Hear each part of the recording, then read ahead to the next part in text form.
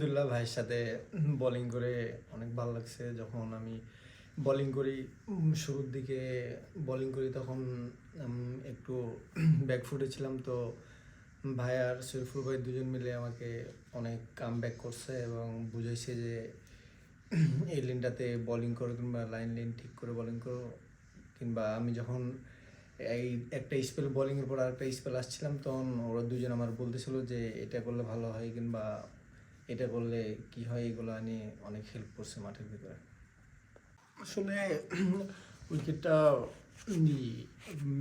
Batting friendly wicket ছিল, তো আমরা বলাররা চেষ্টা করছি ব্যাটসম্যানকে রুম না দিয়ে লাইন টু লাইন বোলিং করার। এবং আমি যখন বোলিংয়ে আসি সেকেন্ড স্পেলে তখন ক্যাপ্টেন আমাকে একটা প্ল্যান দিচ্ছে যে তুমি প্ল্যান অনুযায়ী বোলিং করো। তো আমার নিজের বিশ্বাস ছিল এবং ক্যাপ্টেনের আমার প্রতি ভরসা ছিল, তো আমি ওই অনুযায়ী বোলিং করার চেষ্টা করছি। আর আমাদের টিমে ধরেন লিজেন্ড প্লেয়ার আছে সাকিব ভাই, মুশফিক ভাই, তো ওনাদের সাথে এক টিমে খেলা এটা ধরেন আমার নিজের জন্য অনেক বড় কিছু। সো ওনাদের সাথে খেলতে পেরে নিজে মোটিভেট হয় নিজের মধ্যে যে না, ওনাদের সাথে যাদের খেলা টিভিতে দেখছিলাম তাদের সাথে এখন মাঠে খেলতে পারতেছি। তো এই জিনিসটা নিজের ভিতরে অনেক কাজ করে, মোটিভেট কাজ করে।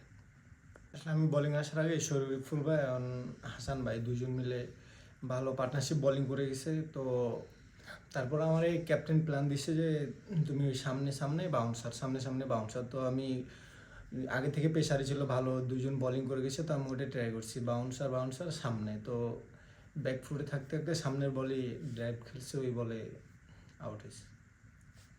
আসলে এই ম্যাচে উইনের টিমের সাথে আমি থাকাটা আমার ধরেন নিজের ভিতরে অনেক ইমোশনালি কাজ করতেছে। যেহেতু আমি ধরেন কোনো ভাবি নাই, কিংবা ছোটতে যখন ক্রিকেট খেলা টিভিতে দেখতাম তখন এমনি এলাকাতেই খেলতাম, কিন্তু কখনো ভাবি না যে ন্যাশনাল টিমে আসবো। তারপর ধরেন ন্যাশনাল টিমে পাকিস্তানের ট্যুরে এসে ধরেন ন্যাশনাল টিমে বাংলাদেশের ঐতিহাসিক একটা জয়ের টিমে সাক্ষী হতে পারবো।